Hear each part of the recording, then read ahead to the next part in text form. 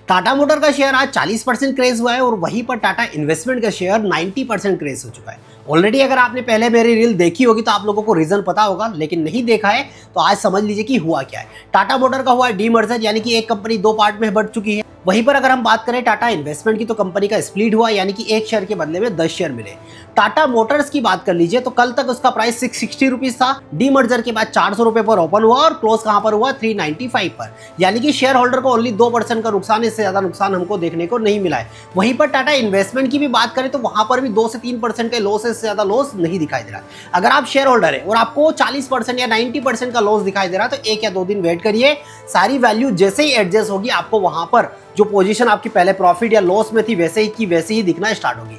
अब यहां से क्या हो सकता है उसको समझने की कोशिश करिए। अगर कंपनी के शेयर के प्राइस इंक्रीज होते हैं, साथ ही वॉल्यूम आता हुआ भी हमको दिखाई दे, तो ही शेयर के प्राइस ऊपर जा सकते हैं। अदरवाइज कंपनी के फंडामेंटल कोई चेंज नहीं हुआ है, कंपनी डीमर्जर हुई है। अब धीरे धीरे क्या होगा, दोनों का बिजनेस अलग होगा, दोनों अलग अलग बिजनेस करेंगे। 3 महीने के बाद वो अपने क्वार्टरली रिजल्ट अनाउंस करेंगे।